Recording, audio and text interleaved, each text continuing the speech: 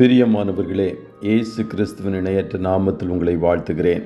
இந்த மன்னா டுடே என்ற டெய்லி பாட்காஸ்டை கேட்கிற உங்கள் ஒவ்வொருவரையும் கர்த்ததாமே ஆசீர்வதிப்பாராக. நீதிமொழிகள் 4:23 இப்படியாய் கூறுகிறது: எல்லா காவலோடும் உன் இருதயத்தை காத்துக்கொள், அதனிடத்தினின்று ஜீவ ஊற்று புறப்படும் என்பதாக. எல்லைகள், பவுண்டரிஸ் என்ற தலைப்பின் கீழ் இன்றைய மன்னாவை தியானிக்கப் போகிறோம். கர்த்தருடைய பிள்ளைகள் ஒவ்வொருவரும் உங்கள் வரம்புகளை அறிந்து ஒவ்வொரு காரியங்களில் ஈடுபட வேண்டும். உங்கள் வரம்புகளையும் எல்லைகளையும் மீறும்போது அது உங்கள் ஆத்துமாக்களுக்கு கண்ணியாய் மாறி அழிவை கொண்டு வரும். நம்முடைய தேசத்தில் சில சாலைகளில் செல்லும்போது தடினமான மஞ்சள் கோடு சாலையின் நடுவில் போட்டிருப்பார்கள். எதிரெதிர் திசைகளில் செல்லும் வாகன போக்குவரத்தை பிரிப்பதற்கும் அதை தாண்டி மறுபக்கம் செல்லுவது சட்டவிரோதம் என்பதை குறிக்கும்படிக்கும் அவ்வாறு போடப்பட்டிருக்கிறது. ஒருவேளை அதை தாண்டி சென்றால் ஆபத்துகளை சந்திக்க வேண்டியது வரும். மரித்து போனவர்கள், அகால மரணமடைந்தவர்களுடைய ஆவி பூமியில் வந்து உலாவுவதற்கு ஒரு நாளை நியமித்து அதை நினைவு கூறும்படிக்கு ஹாலோவீன் என்ற கொண்டாட்டத்தை புறஜாதிகள் துவங்கினார்கள்.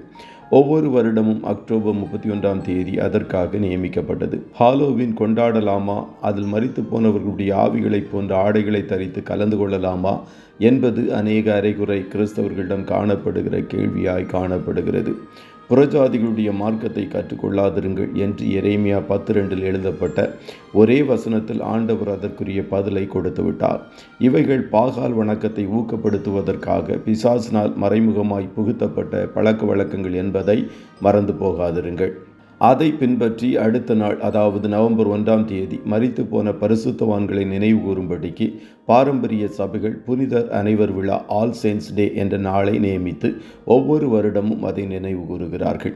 இதன் நோக்கம் என்னவென்றால், புனிதமாய் வாழ்ந்து மரித்து போனவர்கள் பூமியில் உயிரோடு காணப்படுகிறவர்களுக்காக தேவனிடம் மன்றாடுவார்கள் என்பதாகும்.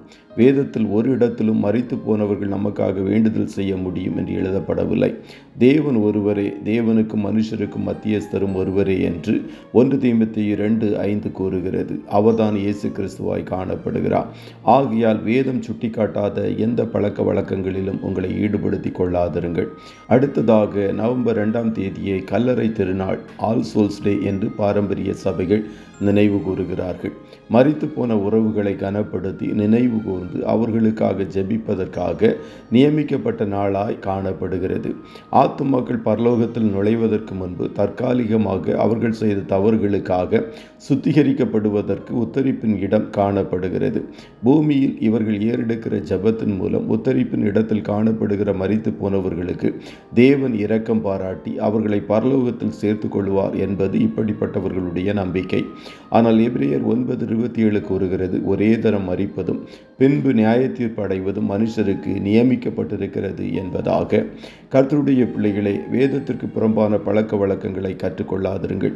உங்கள் விசுவாசத்தின் எல்லைகளை வேதத்தின் மூலம் அறிந்து கொள்ளுங்கள். மனுஷர்களுடைய வீணான போதனைகளை பின்பற்றாதிருங்கள். மனுஷன் மரித்த பின்பு மண்ணான சரீரம் மண்ணுக்கு திரும்பும், ஆவி தன்னை தந்த தேவனிடத்திற்கு போகும், ஆத்துமா நித்தியத்தை நிர்ணயிக்கும். பாவங்களிலிருந்து மனம் திரும்பி ரட்சிக்கப்பட்டு ஆவியானவருடைய நிறைவோடு கிறிஸ்துவின் சாயலை அணிந்து வாழ்பவர்களுடைய ஆத்துமா இளைப்பாறுதலில் பிரவேசிக்கும். மற்றவர்கள் நித்திய தண்டனைக்கு நேராக கடந்து செல்லுவார்கள். ஆகையால் நீதிக்குரிய ஜீவியம் செய்து நித்தியத்தை சுதந்திரிக்க உங்களை அர்ப்பணியுங்கள். கர்த்ததாமே உங்கள் ஒவ்வொருவரையும் ஆசீர்வதிப்பாராக. ஜெபம் செய்வோமா.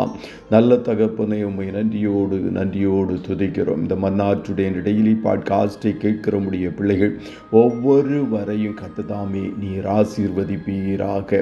அப்பா, வேத வசனத்தின்படி எங்கள் விசுவாசத்தின் எல்லைகளை புரிந்து கொண்டு அதற்கேற்றபடி நாங்கள் ஜீவிக்க கர்த்தர் எங்கள் ஒவ்வொருவருக்கும் கிருபை தருவீராக.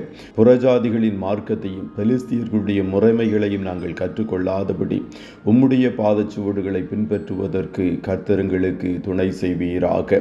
இன்றைய தினம் உம்முடைய பிள்ளைகள் கையிட்டு செய்கிற வேலைகளை ஆசீர்வதியும், போக்கிலும் வரத்திலும் உடனிரும், கண்மணி போல காத்தருளும். ஆட்டுக்குட்டியானவருடைய இரத்தத்தின் பாதுகாப்பிற்குள்ளாய் ஒவ்வொருவரையும் கொடுத்து இயேசுவின் நாமத்தில் வாழ்த்தி ஜெபிக்கிறோம் நல்ல பிதாவே. ஆமே.